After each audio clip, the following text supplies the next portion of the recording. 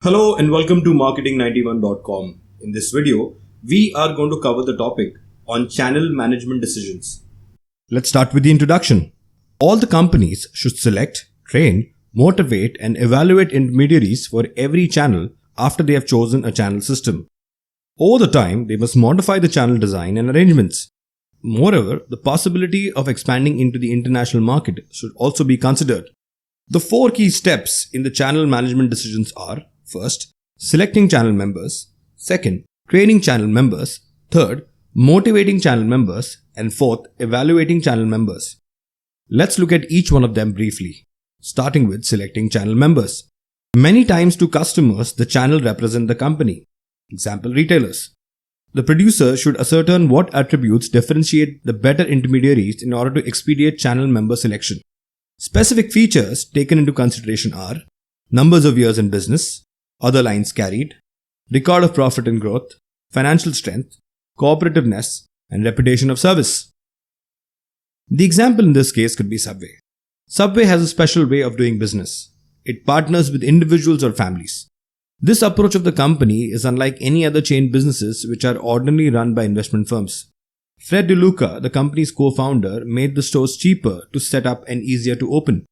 Compared to the $45,000 charged by McDonald's, Subway charges most of the new franchises a measure of $15,000 as an initial fee. However, Subway operators must relinquish 8% of gross sales, more revenue than many other chains. Along with the 8% of gross sales, there are also other additional fees and prerequisites that a new franchise needs to hand over. Moving further, the criteria for eligibility includes: according to a report written by Phillip Capital India Research, a prospective franchisee partner with Subway must at least be a graduate. The franchise partner should also have a surplus of $1 million that they can invest in order to open a new Subway restaurant. The franchisee should have no political connection. The franchisee should not have any criminal background. The franchisee should also be able to acquire various licenses like a permit from the Food Safety and Standard Authority of India. And moving further, the franchisee should also obtain a shop and establishment license. Moving on to stage 2, training channel members. The channel partners are the face of the company.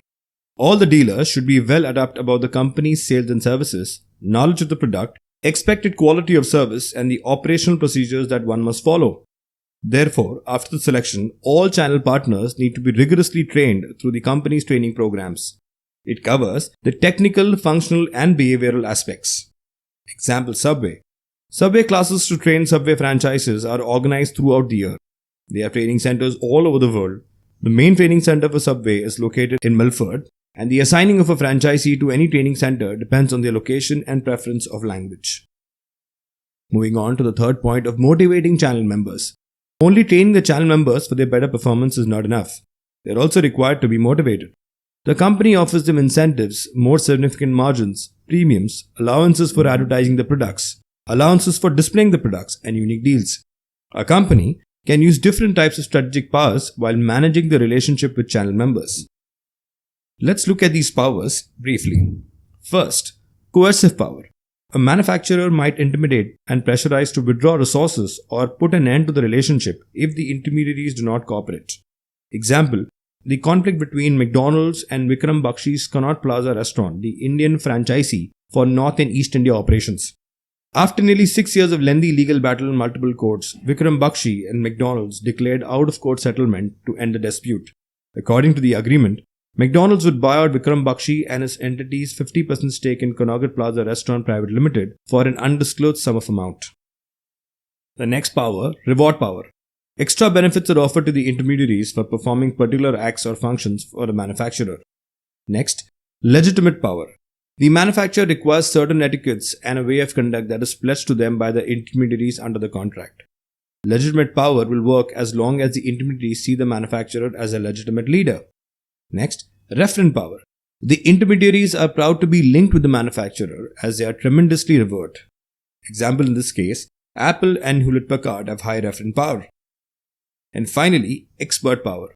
Often the manufacturer has unique knowledge that the intermediaries appreciate. However, once this expert knowledge is obtained by the intermediaries, the expert power weakens. In order to avoid something like this, the manufacturer must continuously develop new expertise to keep the intermediaries engaged and to continue operation. Example, Foxconn, the world's largest contributor to electronic manufacturing services, gained expertise from Apple, Xiaomi, Acer, Sony, Motorola, etc. And moving on to step 4 of evaluating channel members. Producers must regularly assess the performance of intermediaries. The performances must be evaluated based on sales quota attainment, average inventory levels, customer delivery time, treatment of damaged and lost goods, and cooperation in training and promotional programs. If an intermediary underperforms, then they need to be counseled, trained again, motivated, if at all fails, terminated. Example, Nike ending partnership with Amazon.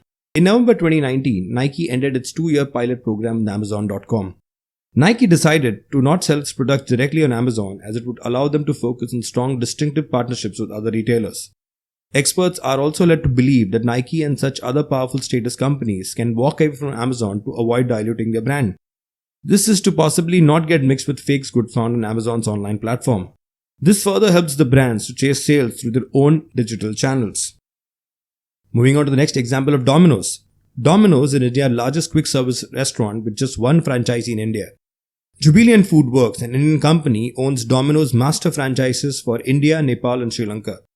Outside its home market of US, India is Domino's largest international market. The country has over 1300 Domino's outlets. To be precise, on 31st December 2019, Domino's Pizza had over 1325 stores in 282 Indian cities. Moving further, the example of the Indian retail market. Kirana stores, known as traditional retail or mom-and-pop stores, continue to dominate the India's retail market. They predominate the market with an astounding 90% market share. These stores provide accessibility, credit, convenience, and a variation of goods that are locally relevant.